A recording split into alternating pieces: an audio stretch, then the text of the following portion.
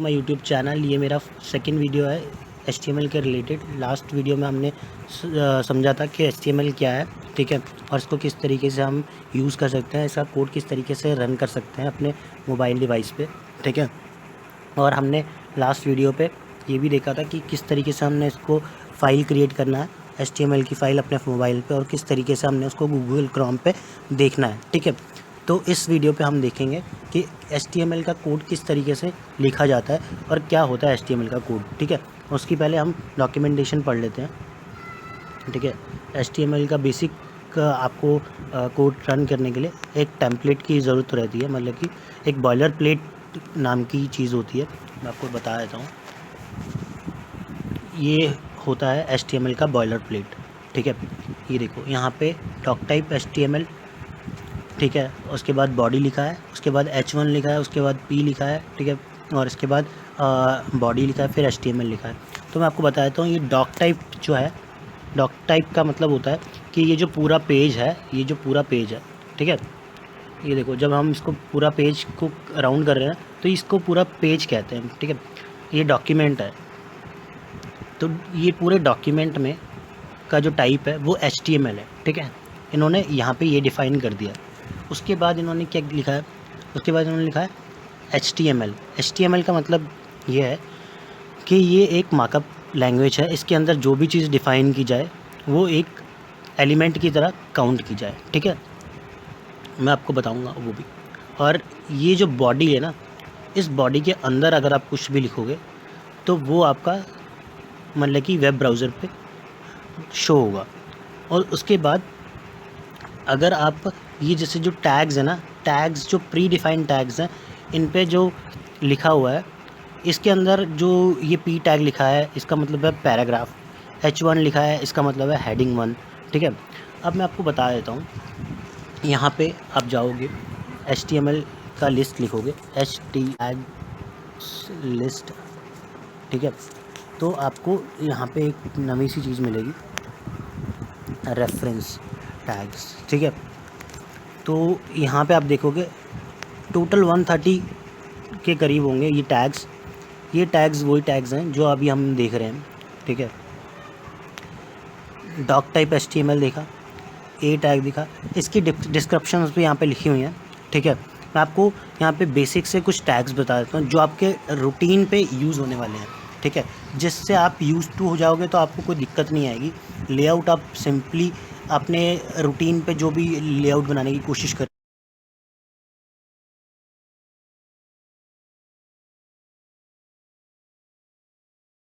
तो इस तरीके से अगर हम इसको लिखेंगे उसके बाद इसको रन करेंगे तो ये हमारे ब्राउज़र पे कुछ इस तरीके से दिखेगा। देख रहे हो जादू?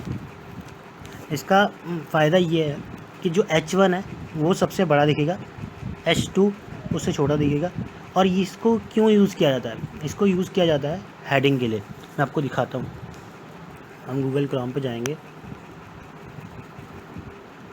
ठीक है। तो ये जो लिखा है ना इन्होंने, ये हेडिंग के अंदर लिखा है H1 है, ठीक है। ये जो लिखा है इन्होंने ये H2 है, ठीक है। ये जो लिखा है ये H3 है, ठीक है। ये देखो, आप इससे कुछ रिलेट कर सकते होगे, ठीक है। इन्होंने ये जो थोड़ा सा है ना, ये इन्होंने फ़ॉन्ट लगा रखा है। ये फ़ॉन्ट अगर हम लगाएंगे तो ये इसका जो मतलब कि विड्थ है, मतलब कि जो चौड़ाई है, जो टेक्स्ट हमारा लिखा गया है, उसकी जो फॉर्मेटिंग है वो थोड़ी सी अलग हो जाएगी, ठीक है। मैं यहाँ पे थोड़ा सा स्पेस कम कर लेता हूँ, ठीक है। तो H1 से लेकर H6 तक का ये है। अब मैं यहाँ पे आपको डिव टैग के बारे में बताता हूँ।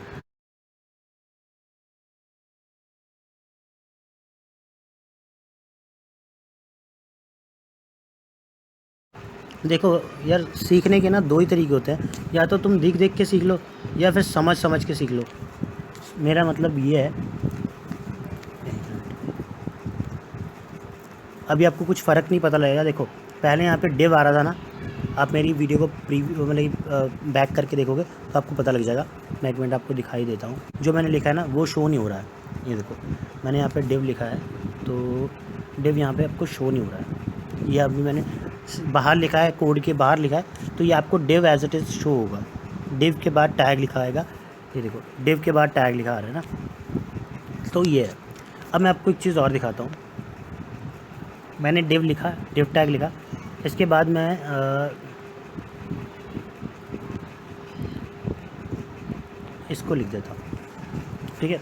डिव टैग लिखा है, डिव टैग के बिल्कुल साथ में मैंने बिल्कुल चिपका के, बिल्कुल स्पेस वगैरह नहीं दिया है, तो ये बिल्कुल इसके साथ में आना चाहिए, ठीक है, एज इट इज़ आना चाहिए। लेकिन क्या हो रहा है, हम देखते हैं क्या हो रहा है। ये क्या हुआ भैया, टैग H1 to H6 लिखा था हमने बिल्कुल इसके साथ, लेकिन वो तो नेक्स्ट लाइन पे आ गया ना। तो ये पावर होती है HTML की। अब मैं बताता हूँ, इसका फ़ायदा भी है नुकसान भी है, ठीक है। H1 to H6 next line पे आया, उसके बाद मैंने डिव लिखा है, फिर उसके बाद H1 to H6 इसको कॉपी करके मैंने यहाँ पे लिखा था, ठीक है। अब भी देखो यहाँ पे मैं ऐसा करता हूँ, यहाँ पे से मैं बॉयलर प्लेट को लेता हूँ, HTML,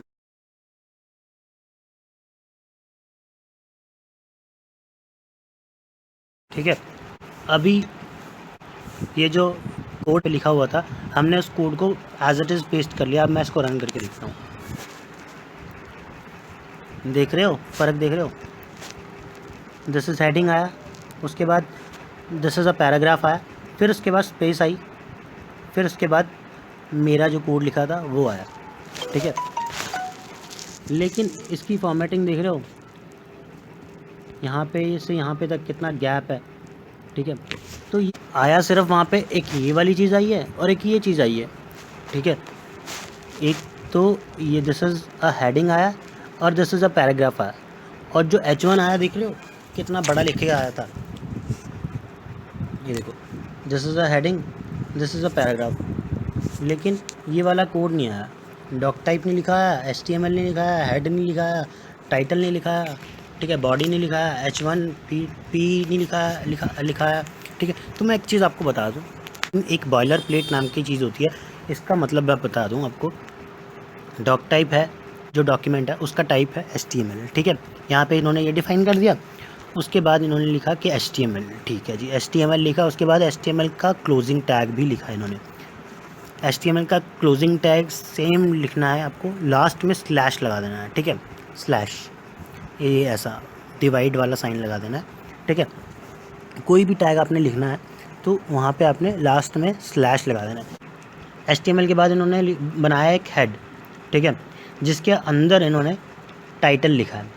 हेड यानी कि कोई वेबसाइट है उसका हेड है, उसके हेड के अंदर इन्होंने टाइटल सेट किया। अब देखो, हाँ,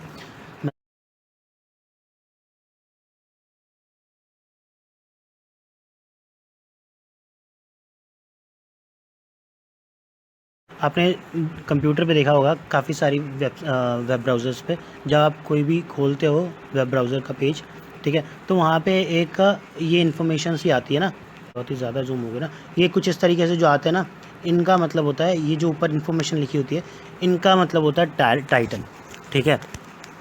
तो अब जब हम अपने कंप्यूटर पे करेंगे ना तो आपको इससे ज़्यादा इन्फॉर्मेशन मिलेगी, ठीक है। तो अभी के लिए सिर्फ इतना ही समझ जाओ कि जो हम टाइटल लिखते हैं वो हमारा वेब ब्राउज़र के सबसे ऊपर टॉप में शो होता है। तो उसके बाद इन्होंने बॉडी शुरू की है, जिसके अंदर ये अपना मेन कंटेंट लिखेंगे, ठीक है। जैसे इन्होंने यहाँ पे हेडिंग डिफ़ाइन कर दी, उसके बाद इन्होंने पैराग्राफ लिख दी।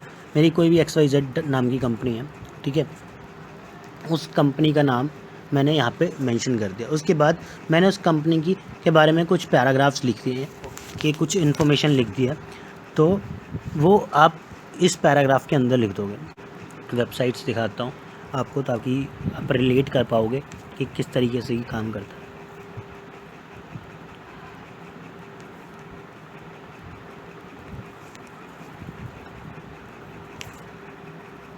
अब जैसे आप यही देख लो, ये जो जितना भी कंटेंट लिखा ना ये सारा पी टैग के अंदर लिखा है, पैराग्राफ्स लिखे हैं, ये देखो ये पैराग्राफ लिखा हुआ है, ये पैराग्राफ लिखा है, ठीक है। तो कुछ इस तरीके से रहता है। अब ये देखो इन्होंने ये हेडिंग लिख दी और ये यहाँ पे इन्होंने इसका पैराग्राफ लिख दिया। मान के चल लो कि ये एक वेबसाइट है, ठीक है।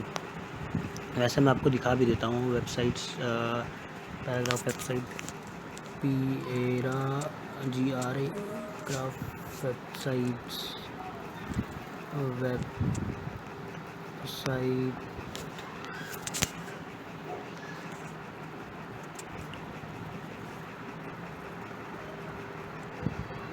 अब ये देखो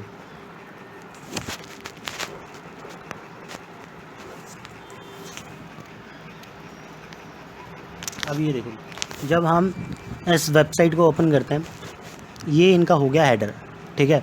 अगर आप इसको वेब ब्राउज़र पे खोलोगे ना तो यहाँ पे आपको वो इनके टाइटल का इन्फॉर्मेशन मिलेगा, ठीक है। इन्होंने क्या किया है, यहाँ पे हेडिंग दे रखी है, ठीक है। यहाँ पे इन्होंने H1 यूज़ किया हुआ है। उसके बाद इन्होंने यहाँ पे ये जो ब्लू कलर के है ना, मैं A टैग कह रहा था ना, A टैग ये है, A टैग की पावर ब्लू हो जाता है टैग टेक्स्ट। एंकर लगा रखा है इन्होंने, एंकर टैग। हम देखेंगे एंकर टैग क्या होता है, ठीक है। उसके बाद जो पैराग्राफ है ना, ये देखो ये यहाँ से लेकर यहाँ तक इनका पैराग्राफ है। ये वाला सारा इनकी जो इन्फॉर्मेशन है ये सारा पैराग्राफ है। ये देखो यहाँ से यहाँ तक ये सारा पैराग्राफ है। तो ये पावर होती है पी टैग की, ठीक है। तो अब हम चलते हैं आगे। अब इन्होंने बॉडी टैग को क्लोज़ किया था, ठीक है। लास्ट में इन्होंने बॉडी टैग को क्लोज़ किया। उसके बाद आता है फुटर, ठीक है। अब मैं आपको एक बार फुटर भी दिखाई देता हूँ। अगर इस वेबसाइट पे फुटर इन्होंने बनाया है, ये देखो ये जो इन्होंने फुटर बना रखा है इसका, इस वेबसाइट का ये इन्होंने फुटर बना रखा है, जहाँ पे ये बताते हैं कि अपना कंपनी का इन्फॉर्मेशन देते हैं, ठीक है। Terms and condition policies about us लिखते हैं ना, वो चीज़ को कहते हैं फुटर। तो आई होप कि आपको इतना कुछ समझ आया है, ठीक है। आप इस वेबसाइट पे जाना, ठीक है, एक्सप्लोर करना और टैग्स को, ठीक है। यहाँ पे जाके एक्सप्लोर करना टैग्स को, व्हाट इज़ टैग, ठीक है, how to write a tag, ठीक है। इस तरीके से लिख के यहाँ पे जाके यहाँ पे आपने लिखना था HTML TA टैग लिस्ट, ठीक है। तो यहाँ पे आपकी टैग लिस्ट आ जाएगी, ये आपकी आ गई टैग लिस्ट, ठीक है। यहाँ पे आप क्लिक करोगे तो आपको टैग लिस्ट ओपन हो जाएगी।